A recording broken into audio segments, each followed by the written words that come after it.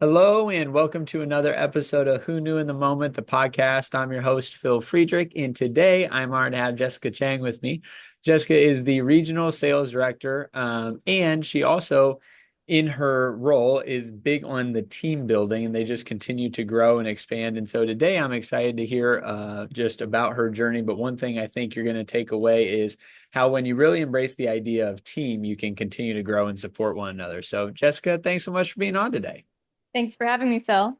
Yeah. So to start your story, your parents immigrated to the U.S. On the East Coast. So talk a little bit about just growing up in a household with parents that were immigrants or first time, I guess, folks in the U.S. Yeah, a little bit about my parents' backstory. So they came from a country called Taiwan, it's right off the coast of China. And after World War II, family was not in a great position. Taiwan got bombed. A lot of my family lost pretty much everything. So parents grew up really, really poor. I remember my dad telling me these stories because I would always ask him, like, why do these kids have this and I don't have that? And I never realized, the backstory and the environment and the upcoming that they grew up in until way later in life. But he would tell me that, you don't understand, like you're so blessed. You have so Right. many incredible things that I didn't grow up with. Like he would tell me that, just to go to school and buy his textbooks, he would skip out on eating multiple meals so that he could save up his money, study, buy textbooks. And, he came to the US, I think maybe with like $50 in his pocket, came here for grad school and later brought my mom over with him, but $50 in his pocket, full scholarship. They pretty much, the school paid for everything. He got a TA job working, and that pretty much supported him living here. But it was all because he wanted a better life for his family. So when you're young and you grow up a little bit spoiled because you don't realize, what your parents had to sacrifice to, have that life that you do have here, you Yeah. almost kind of resented it because you do this comparison game where kids have better clothes or better supplies and they got to play sports or there's so many different things that I didn't have. And it was honestly, like, I blame my parents a lot growing up until Mm. I realized, like, wow, like there's a lot of people that even in the US that don't have the things I do have. So it made me later on in life become a lot more grateful for what I did have. My parents paid for school. I went to college. They paid for school for all three of us. So I have a older sister, younger brother. So, they pretty much took care of everything for us. But, it wasn't until I was in my 20s that I actually really appreciated that. That's amazing. Now, just in that dynamic, I would imagine there were certain and you kind of hinted at, but certain like life lessons and principles that were instilled in you from, a parental standpoint. And, as we get to where you're at today, um, working in a world where there's no guarantees, I'm sure that would be a little bit of a rub growing up. And so you approached your dad and said, Dad, I think I want to do some real estate. But talk a little bit about, going into a world where there's no guarantees, but coming from a background where, dollars were very important and there weren't a lot of them. And I'm sure, your parents at some point in their lives were very appreciative of having a guaranteed paycheck. That immigrant mentality Yeah. is go to school. It's that American dream, do Yeah. the safe path, right? Yeah. Be a doctor, be a businessman, woman, be a lawyer. So those are really the only three options that, they constantly pushed on us growing up. I will say that my parents, being as traditional as they were also very supportive of Mm. us following our dreams. My Yeah. mom, my dad's a chemist, my mom, she's a private music teacher. So both Yeah. like very different paths. Yeah. Both have their masters. Wow. And my mom, she toured Taiwan. She was a great musician.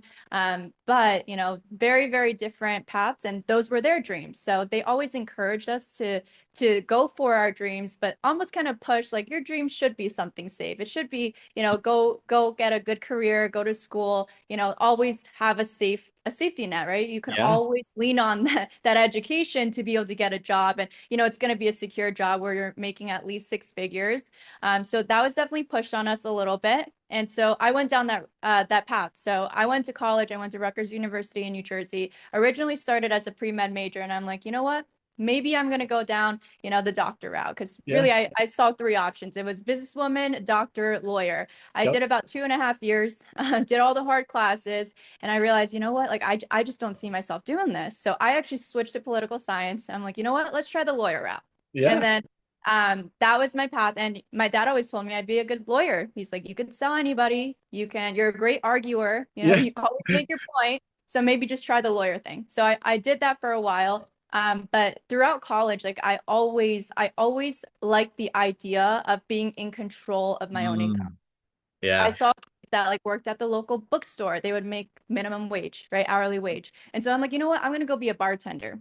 Yeah. I have control over my income. The more people like me, the Yeah. more they're going to tip me, right? The more Yeah. money I make, and I have a little bit more control over my income. So I never worked an hourly wage job. I've never worked a salary position, never did the minimum wage thing. I always just, wanted to be paid what I thought my worth was. And Yeah. so when I turned 18, I ended up getting my real estate license. And the background behind that was I would watch a lot of TV, like $1 Million Listing. That was Yeah. like my main show growing up. I'm like, wow, like look at this guy, Ryan Serhant. Like, people love him.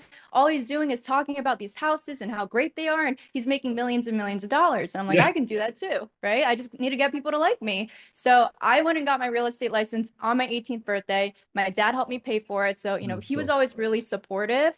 Yeah. Try it out. Like you're gonna get a lot of skills out of it. So he paid for my course, he paid for my license, he Wow. paid for all the board fees, the MLS fees, the super fees, like everything, like thousands of dollars for this real estate license because he wanted me to go after my dreams, right? So I Yeah. did that for a little bit, found a little bit of success in it, but I do think that, for me, not it was not as TV shows it, right? There's the door to door, there's the cold Yeah.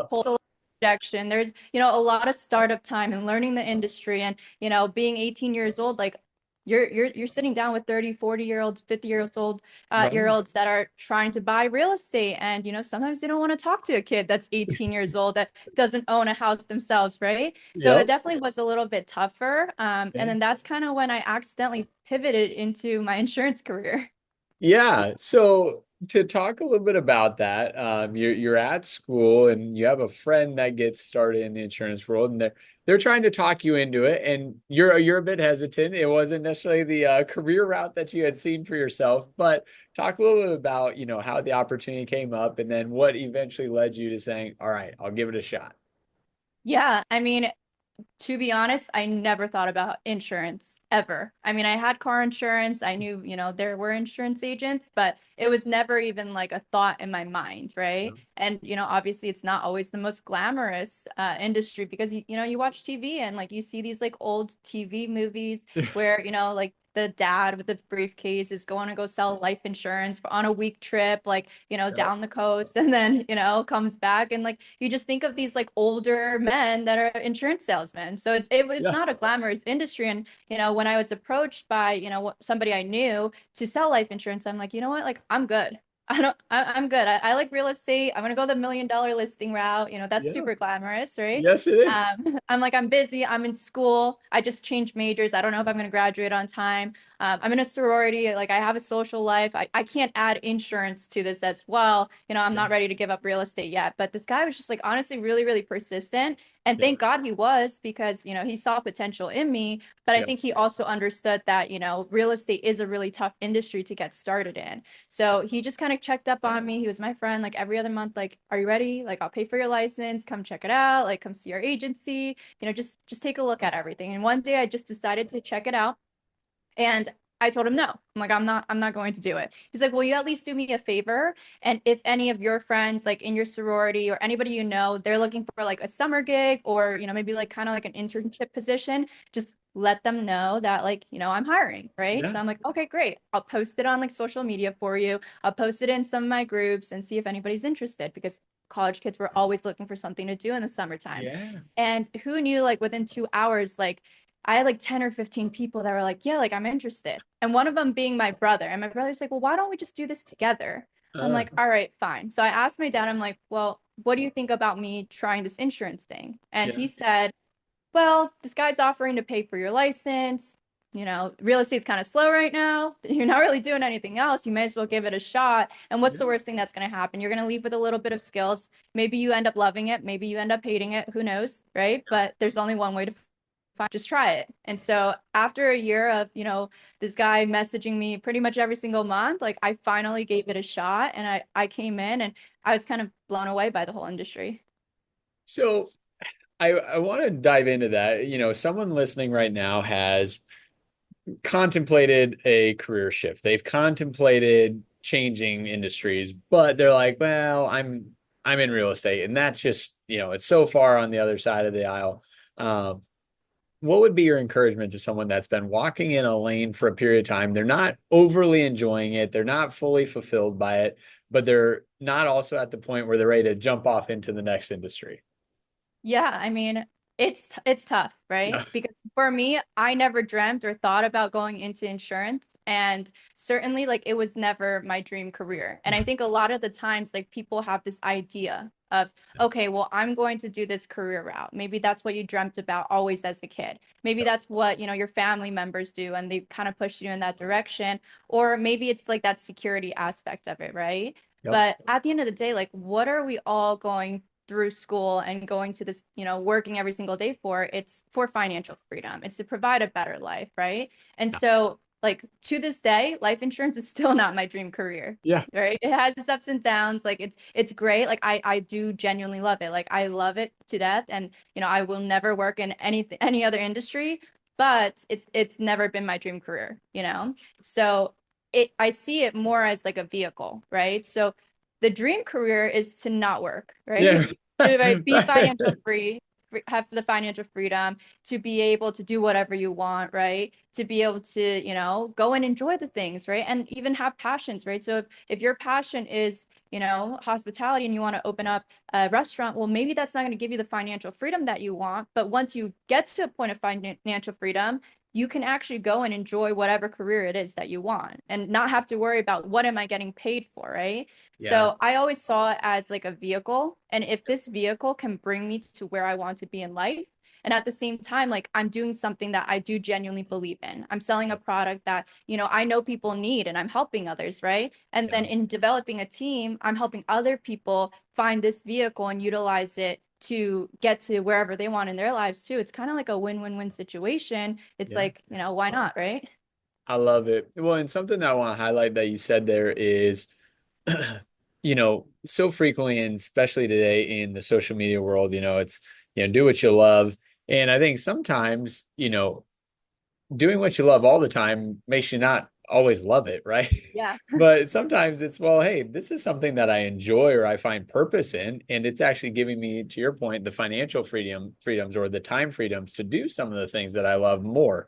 And so I think that's a really good distinction there, opposed to just trying to find the thing you love. Hey, if you're doing the thing you love, but it doesn't give you the time or the financial freedom to do other things, well, you're probably one day going to wake up and not necessarily love that item as much. exactly. Awesome. So as you start going yourself, you begin building a team on the East Coast, but eventually, you answer a call to go to the West Coast and head all the way across the country. So talk a little bit about, that season, getting started, growing your team, but then making the move over to California. Yeah, I mean, I'm a strong believer that every single person you meet in your life, they come into your life for a reason. Hmm. And I love that, this is kind of like the whole idea behind your podcast is Yeah. that, everything happens for a reason. Yep. And every decision you make, it's going to lead you to where you are. So life is just a compilation of just small, tiny decisions, like right ones, wrong ones, lessons, right? And Yep. so for me, I started in New Jersey and I started building a team out there. So this is actually the fourth team that I built. So I basically restarted from zero four times. All right, I we gotta stop doing that. Yeah, yeah, no, I haven't restarted since 2019. That was kind of, I'm like, you know what? Like this is going to be the time that I get it right. So Yeah. the first team I built, it was, like I was brand new. I was 19 years old, 20 years old, starting the insurance industry. Did not really know how to lead, was not super great at the industry either yet. I was still getting my footing. Mm. So I brought on a lot of my friends that I started, working with in New Jersey, a lot of my sorority friends, a lot of fraternity friends that I went to college with, Yeah. and it was really fun. But I was so young, like I was not a good leader then. Like I will admit that, like I was not a good leader then. And so then I ended up actually leaving the company for 9 months because I needed to finish my degree. I'm like, Yeah. I'm already 3 years into college. Yep. My dad's already spent this money. I can't not get my degree. I'm like, I have to do it. I switched majors halfway through and, I need to catch up and there's no way I can work while, being in school full time and still have my social life. So I kind of put the business on hold for a little bit. And then once summer came, I decided to go back to insurance. And that was honestly a really tough decision because I'm like, you know what? I could do this law school route, Yeah. or I can continue and see if this is going to be, what I'm meant to do, Yeah. right? Because I was seeing success in it. I knew the money was really good. I loved the developing, part of it where I could build my own team. I'm learning leadership, and I genuinely believed in the product that we're offering, right? And Yeah. so I'm like, you know what? Like this opportunity might not be here forever. Mm. And I don't want to go through my life regretting what if I did go all in because, Yeah. the time that I did it before, I'm like, you know what? I was kind of like one foot in, one foot out. I Yes. wasn't really sure about it. I'm like, you know what? Maybe I'll just treat it like a summer gig. So, I'm like, what can I actually do if I just went 100% in? Yep. Like no safety net, no backups. Like I'm just going to do it, give myself a year. If it doesn't work out, I'll go to law school then. That'll always be there, right? Yeah. So I ended up trying this for a full year and then it was great. It was everything that I thought it would be. I had a lot more freedom. I'm like, you know what? To be honest, I actually really didn't like school anyway. Law school would be really, really expensive too. I'm Yeah. like, let me just actually, start building, start scaling. I started scaling a team. And I just loved it. I never thought about going to law school again. And so from there, I always grew up in New Jersey. Yeah. It was really familiar for me. Yeah. And I got to a point where I'm like, you know what? I feel like I might kind of be hitting a peak here, right? Mm. Where, Yeah. I'm at my capacity. I'm still surrounded by the same people. They're doing the same things. Like I'm in the same environment. I'm really, really comfortable. Yeah. And I was really big on, knowing that I don't grow in a comfort zone. Like I'm the type of person that I thrive under pressure. Like Yeah. I need that pressure. So I'm like, you know what? I'm just going to do something really, really scary and I know that's going to level me up. Yep. Maybe I'm going to take a couple steps back. Maybe I'm going to have to restart. Maybe it might be a bad financial move, but I'm going to do something that's going to scare me and it's going to force me to grow. So Mm. I up and packed up my stuff, moved across the country from New Jersey all the way to California. And that was definitely really, really scary. I'm Yeah. like, I don't know anybody really in California. I'm joining a new team that I don't know anybody there. And, I know the opportunity works, but I'm just going to go out there. I'm going to sell and then start scaling again. And hopefully it works out for me in California. So I spent 5 months in California and basically I did really well. The company offered me an office in Seattle. They're like, why don't you move up to Seattle? You can open up an office, take a bigger contract, a bigger leadership position, and, like actually see what you can do up here. I'm like, Yeah. okay, like I moved from New Jersey to California. That was uncomfortable, but I grew. I'm like, Yep. maybe if I do something uncomfortable again, I'm gonna grow. I'm like, I'm young. I was probably 22 at the time. I'm Yeah. 22 years old. I don't have kids. My family's not in California anyway. So there's not anything really holding me to California. So I'm Yeah. like, you know what? Let me do it. Right. And one of my mentors always told me, like, when opportunity knocks, like, you always say yes. So Yeah. I'm like, you know what? Yes, I'll do it. It's going to be uncomfortable. I don't know anybody in Seattle. I've never even stepped foot in the state of Washington Yeah. before. Don't know anything about it. Everybody's telling me it rains 9 months out of the year. And I'm like, well, we're going to figure it out. Right. So Yep. I had like a 5 day notice, signed a lease over Zoom, drove 13 hours from San Jose, California, all the way to Bellevue, Washington, and then just restarted for the fourth time. So I want to highlight a couple things that you said along the way, and we'll rewind a little bit where you said, you when you had originally started, you were 1 foot in, 1 foot out. And, I think that's such an interesting perspective and realization for yourself because I think so frequently people are like, all right, I'm going to try this. But in the back of their mind, they've got the out route, right? Like, well, if it doesn't work out in the next couple months, I'll go back to doing what I was going to do. And the beauty of that is you have the safety net. So it doesn't cause maybe as much stress. But the downside is odds are it's not going to work out, right? Because when you really need to go the extra mile or you need to do the extra thing, you're like, well, I don't have to do that because I've got this, safety net. I've got this fallback plan. So talk about that for you, just what it meant once you went all in and what you did differently to get a different result than the first go around. Well, being all in is what it takes Yeah. in any industry you're in. Yep. You have to be all into it because there's a saying, it's, whether you think you can or think you can't, you're right. Yep.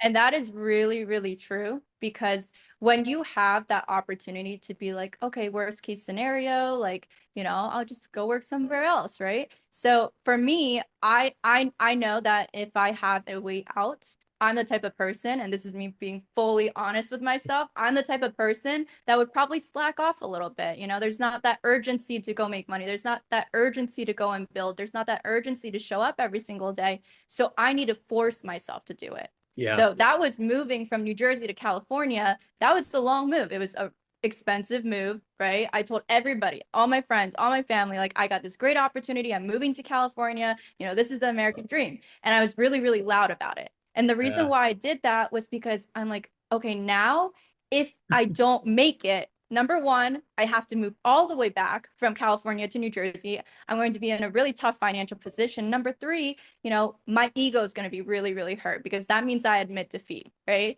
So Yeah. I made sure that, every single time I moved, that moved from New Jersey to California, that California to Seattle, there's no failure. Like, Yeah. you're going to do whatever it takes to succeed. And that is the only option. So when you put yourself in that situation where you don't have that out, where you don't have that backup plan, then you are actually fully invested in what people can do when you put 100% of your focus, your belief, your time into something. Yep.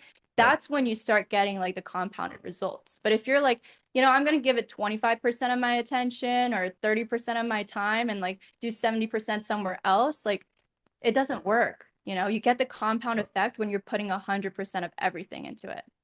I love it. The second thing I want to highlight is, and you didn't mention it yet, but I had read it. It was when you were driving from California north. We're talking about it's a great opportunity. We're talking about, hey, it'll help me grow. But even still in all of that, there was still this, but what if it doesn't work, right? And Yeah. and I think that can sometimes be missed by people is that even when you're growing, you're becoming better, you gain confidence, it doesn't mean that you stop having the thought. It just means you listen to it less, right? So Yeah. talk a little bit about that for you of like, all right, I'm growing in confidence, I've proven I can do it, but I still have this thought of doubt in my mind, but here's how I work through that.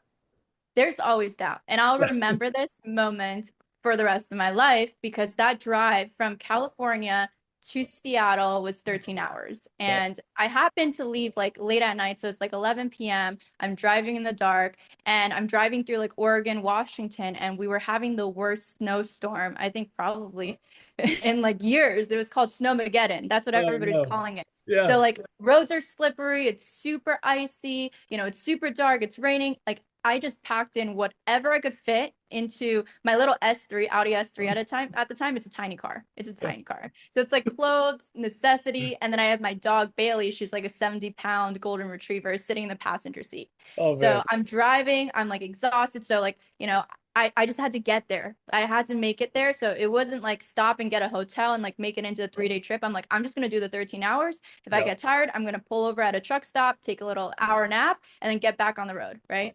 And Yeah. so this, lonely drive up to Seattle, it's snowing, and you're like, wow, like, what if this is like the biggest mistake I've ever made? Like, that doubt is always there. And I remember pulling over and I was exhausted. And, I had to let my dog out so she could go potty. And I'm like standing there and I actually just like broke down. Like, I just started crying because like I was so anxious and I was like, this is a lot of pressure. And being 22 years old, going state to state in a career that like you never thought you were going to do. And then all of a sudden you're in it and like you're super invested in it. And you're like, wow, like I don't have anybody in Washington, Yeah. like what is going to happen, right? And Yeah. so it definitely was scary. But for me, it was like, okay, well, what is the alternative? The alternative is staying somewhere where I'm comfortable.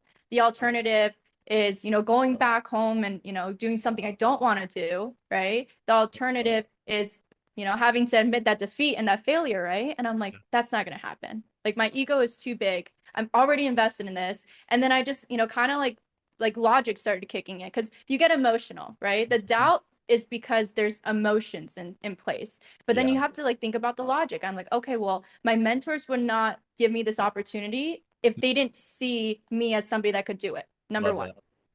Number two, I'm going to figure it out no matter what. It's not that like, things aren't going to be perfect. Things aren't going to fail. Like there's going to be ups and downs, but no matter what, like I'm going to be okay. Like we will figure it out. Right. So Yep. that was number two. Number three, I know my personality. I'm like, okay, I have that pressure. And I also am in a position of control. And I Yeah. love having control. Right. So I'm like, if I have to work 7 days a week, I'm going to work 7 days a week. If I have to work 18-hour days, I'm going to work 18-hour days. Right, but I'm going to do whatever it takes to be successful. And so that gave me a sense of control. Mm. And when you have control over your life, you're like, okay, like if I'm in control, I know I can make it.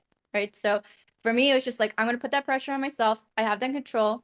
I'm going to lean on the faith that like my mentors put on me and I have on them. Right. I know they're not going to put me in a position to fail. Yeah. I know like the system works. I know the product I'm selling is good. I know I can scale. I've done it 3 other times. Like, if anything, like I'm only going to do it better. I'm only going to do it bigger. I'm only going to do it faster. This is my fourth time. Like, I'm better at it now, right? So Yeah. I just had to lean on, like, okay, well, think about it. You're in a better position. You're uncomfortable, which is good. You're going to grow. You're going to be in a new environment that's going to force you to go and work, right? You have that financial pressure, which is going to make sure you go out and make money, right? And you believe in the opportunity and you put it all together. You're like, okay, there's not really that much room for failure. Mm, I love it. Now, something that you kind of inadvertently mentioned a couple of times, one with your dad and maybe your parents together, but certainly you mentioned your dad. And then now on the work side is sometimes people instill confidence in you before you're ready to believe in yourself, right? And so talk a little bit about that role that people have played in your life of, bringing confidence to you or maybe giving extra confidence to you, right? Even before you fully realize what was capable for yourself. I mean, I would say I've always been a really confident person, like Yeah. after the age of 18. Yeah. And borderline, like, yeah, some people probably would have called me really cocky. But I do think that, for me, it was just like I just believed in myself. Like Yeah. I know what I'm capable of. And if Yeah. you have that belief in yourself, that's the biggest thing. People fail, whatever industry it is, like whatever path they go down, they fail because they don't have that belief in themselves. Yeah. So a lot of that belief came from my parents, right? They've constantly built me up, right? They always pushed me to be better. I always got good grades in school. I always strive for the best in everything that I was doing. So a lot of that confidence came from them, but also, they just gave me control for my life. Like when I Yeah. said I wanted to do insurance, they didn't tell me this was a bad idea. If you have somebody in your ear saying, you're going to fail, this is a bad idea, you shouldn't do it, then it's going to take away from your self-confidence, right? And it's going to instill that doubt. Yeah. Whereas my parents are like, you're going to be successful no matter what. Whatever you do, you're going to find success, right? You're going to be okay in life, right? And then that push of like my dad saying, like, just go try it out. Like, this might be what you're meant to do. Yeah. So that just gave me extra confidence. And then, I had a lot of mentors that when they first met me, like, I have this one mentor, James, like, first time he met me, and he tells me this to this day, he's like, I knew you were going to be the most successful person in that office, and I barely spoke to you. Like, Mm. he knew for some Yeah. reason, and it may have been the confidence, it may have been the cockiness, but he just knew. And like I'm like, if this person that owns the company, if he believes in me that much, like who am I to not believe in myself? Like he's worked here for 15, 20 years and he's been around thousands and thousands of people, and this man is telling you I'm going to be the most successful person out of this office. I'm like, well, I'm going to believe him. Yeah. Right. So that definitely instilled the confidence in me. And then the confidence also comes from having that support, Mm. right? Yeah. It's like something I didn't know, or when things weren't going good in my business, I went to my mentors and I Mm. had a lot of confidence in them that Yeah. they were going to give me the right answers, the right path, the right direction. So that confidence in them instilled confidence in me because I'm like, you know what? I can't fail when I have people that are way more successful than me giving me advice and direction. I love it. So, Jessica, I'd love to say, you built your team for the last time. You're still up in the Northwest, but you decided this time to go cross country the exact opposite direction. So, talk a little bit about the pivot from being in the Northwest to heading down to Florida. So the pivot happened around like 2020. So it was kind of COVID time. Yeah. Um, I found pretty quick success, I would say, in Washington, and I love Seattle. Like Seattle will always be a home for me, but it's kind of like that small city environment where everybody knew everybody, Mm, right? So yeah. after a couple years in Washington, everybody knew everybody in Washington, and I looked around me, and aside from like the uber tech wealthy, like Jeff Bezos, Bill Gates, like, these guys, I didn't really know that many people that were more successful than me. And Mm, so my biggest thing, and one of the reasons I left New Jersey, is I felt like I outgrew my environment, where yeah. you hit a cap, right? Yep. So like there's that like one analogy where a shark will only grow as big as the tank allows them to grow. Yep. And so that's how I felt in New Jersey. That's how I felt when I got to Seattle after a couple of years. I'm like, I'm one of the most successful people I know.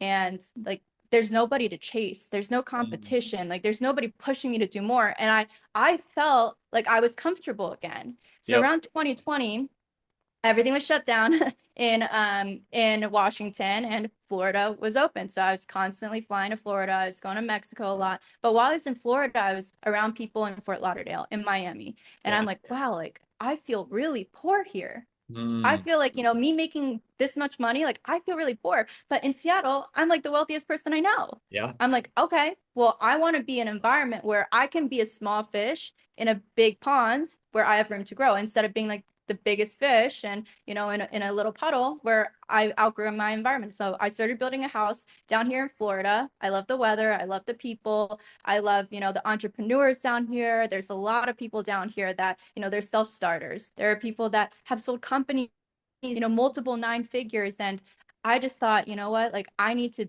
get uncomfortable again. So anytime I feel like too comfortable, it almost gives me anxiety. I'm like, okay, when I'm comfortable, I don't grow. So I need to put Yeah. myself in an uncomfortable position again, whether that's with a physical move, whether that is, in a change within my business, or whether that is, financially. Like I need to put myself in a really uncomfortable position that's going to force me to get better, and I need to level up. So I started building a house in Florida, and then in 2022, I closed on my house and then moved down here. I love it. So as you're talking about, growing your team and what you've been able to do, I think as you grow, part of your job then is to find the next person and impart some of that wisdom, knowledge on them. And so you have a story about a 19-year-old that you had hired and recruited that was making fine money for 19 years old, but had really ambitious goals. And you said, well, that's probably not capable with where you're at. But I think, if you come in here, you work hard, you could reach your goals. So talk a little bit about, you know, now being the person that's imparting that wisdom, that confidence, that belief in others, and the joy and satisfaction you can get from seeing others accomplish their goals too. Yeah, Phil. Well, a lot of people ask me, they're like, well, why don't you just retire? Like, why don't you just retire? Like, why do you keep working? And my joy now comes from developing other people and helping them get to where I got to in life. The Yeah. same things that my mentor did for me. I want to believe in somebody so much that they believe in themselves, Mm, right? And yeah. so the 19-year-old Zach, I actually met him completely by accident. There's like right by my apartment in Bellevue, there was this, restaurant that everybody would go to. They had really good food. It was a really good vibe. And I'm like, you know what? I'm just gonna go in there because, I'm kind of like a creature of habit. So after the field, like I'd go in all day. I'd get home at like 10 o'clock, 11 o'clock, midnight sometimes. That was the place that was open. They were still serving food. They had good food. And I'm like, let me just go there. So almost every single day I was in there. And he was a manager there at 19 years old. And then we just ended up becoming friends. But he ended up coming on board. He didn't really believe himself that much in the beginning. He's like, I've Yeah. never done sales. Like, I don't know if this is for me. And I'm like, it's okay. Like, most people have never done sales. Yeah. But Right. at some point, you try your first sales career, and everybody starts in sales at some point, right? Yep. That's successful in sales. So he just had that blind faith in me, came on board at 19 years old. When he was working at the restaurant, he was like making $30,000 a year, maybe. Barely could afford his rent. Like he was living in a place, I think he had like 5 or 8 other roommates. Like, but his rent was $500, could barely afford that. But, I just saw some sort of potential in him. I knew he had the work ethic. I'm like, this guy is really, really talented. He doesn't see it yet, but like sometimes you just start like seeing something in people, and it's hard to describe. And it's what I imagined my mentor James saw in me. Like he didn't know me, he barely spoke to me, but like he was just Yep. like, this is the person that's going to be successful. And I saw that in him. I'm like, something about him tells me that I'm really, really successful in the right environment, with the right opportunity and vehicle, with the right mentorship and support. Like, I want to do that for him. So he came on board. He had kind of like a slower start in the beginning. Some people didn't believe in him. I always believed in him. He tried to quit on me a bunch of times. And I'm like, you're not going to quit. I'm like, you're not going to quit. And I just refused to let him quit. And Yep. so one day, it was like a light bulb. This switch flipped on, and he just started selling. He started closing. He started scaling. And by the time he was 23 years old, he was a millionaire. So the the piece that I like that you just mentioned there is he didn't necessarily believe himself. He even had people around him that didn't necessarily, believe in it, or at least maybe they didn't actively say they don't believe in it, but they weren't actively encouraging. And yet you were there for him, right? And you were there to continue to do that. And I think that's what a great mentor does is it's like, I'm going to keep believing in you and even past when you might give up on yourself, right? Like, hey, you're Yeah. trying to quit, and I'm not even going to give up on you yet. Like I still see it. And so, how as a leader do you bring someone back when they are down in the dumps, when they are, ready to quit on you? How are you able to bring them back? Because I think so frequently, a person gets in their own mind so far that it's like, man, at this point, I just can't even convince you to get out of that mindset. But how do you do that when someone's willing to come out of that? I think that there's a couple things. Number one, I would say you actually have to see their potential. Like Yeah. you really do. Yep. Because I could have been like, this guy's probably not gonna make it. Like, let me just kind of like push on it. But if I wasn't 100% in him, Yep. then he would not have been 100% bought in on me, Yep. right? So I had to be bought in on him, on his potential, not where he was at the time. He wasn't really making a lot of money, like, but I knew what he was capable of. Right. So Yep. I saw that potential, and I'm like, if I just like invest into him, and if I'm intentional with my time and like help him and like, lead him, then he's going to become that person. And I really want him to become that person. So you have to be 100% bought in. If you're kind of like iffy on, whoever it is that you're trying to help, then they're going to be iffy on you.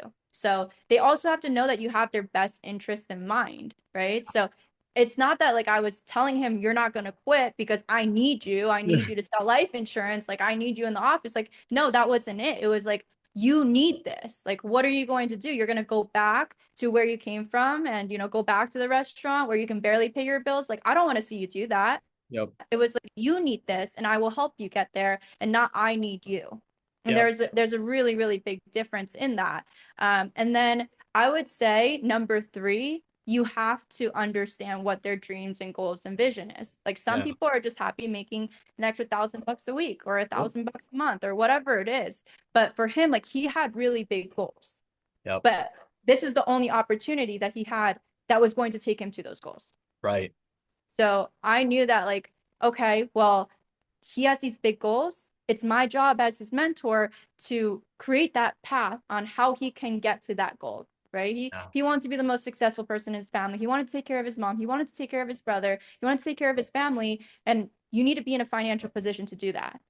And Yep. so where he was at, it was not going to happen. So I needed to create that path for him. So it was that, we're mutually bought in on each other. He saw me as his mentor, right? He believed in me. He knew I had his best interest. He saw the vision of what we were going to do together, what we were going to create together. And then he, started seeing like small glimpses of success, like started making some money, making some sales, developing some people. And then it's just kind of like a snowball. Yeah. It just gets bigger and bigger. Like you get a taste of success, you're more bought in. You start making more money, you're more bought in. You have somebody on your team you're really excited about, you're more bought in. And eventually just snowballs to the point where, then you're just basically undeniable. Absolutely. Well, not to sound too cliche, but I think one thing that you mentioned is so important is the understanding the why behind the what, right?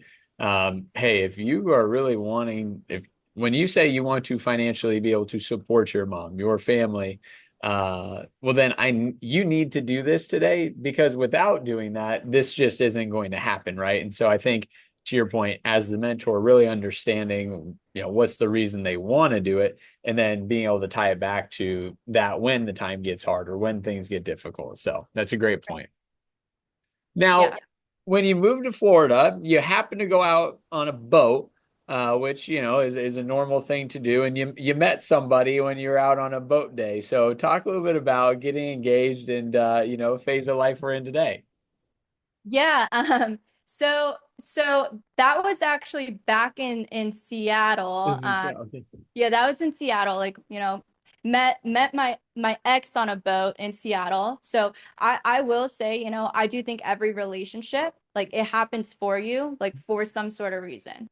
And so, like, I met my ex in Seattle, and then, we moved down here to Florida together. Didn't work out, but the reason that I am in Florida is partially because of him. Mm. And the reason that I met my current fiance is because I had to go through that like trial and tribulation and like, all of that to get to the point where I am today, like where I am happy, where I, Yeah. am with, the man I'm going to marry. And, he owns a solar company. I run an insurance company. I'm a partner at an insurance company. We basically work so well together, and all of that happened because I had to go through, some Ah, trials and tribulations. I had to go through, a failed relationship to get here. I love it.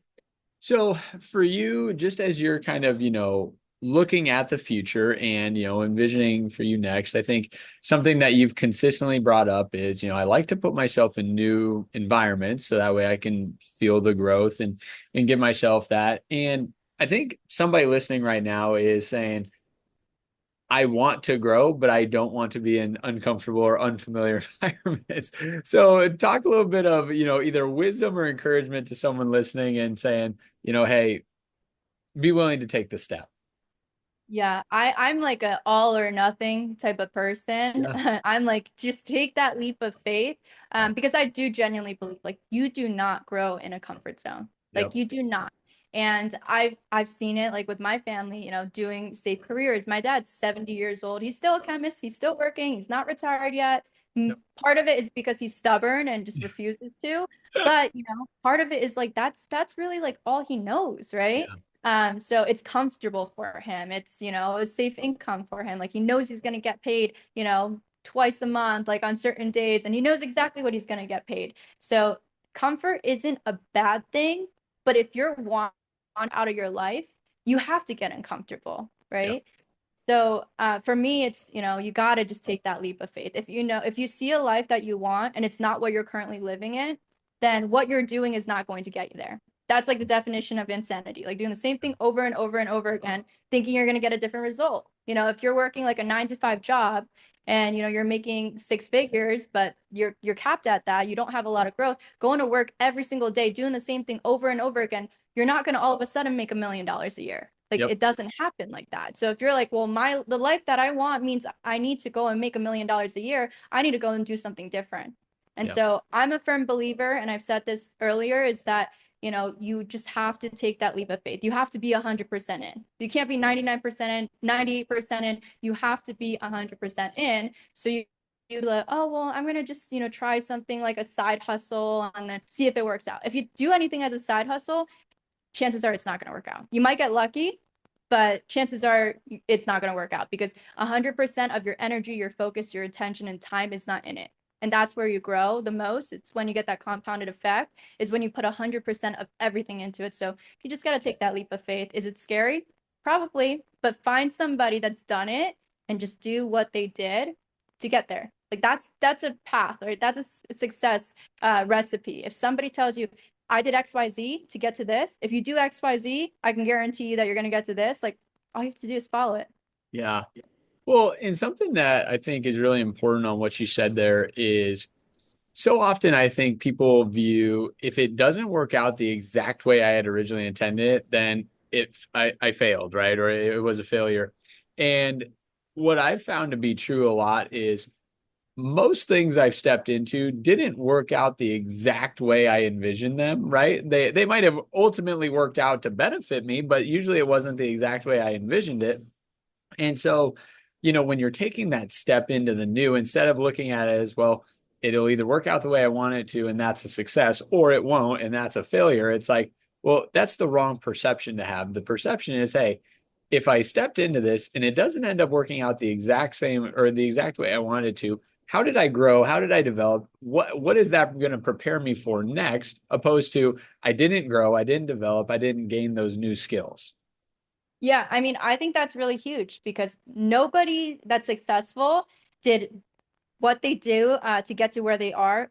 It didn't go 100% as planned. Like that never happens, never. And Yep. so if you think of failure as like, okay, things are not going as planned, then I failed 1,000 times in this business. And I Yep. fail daily on this business, Yep. right?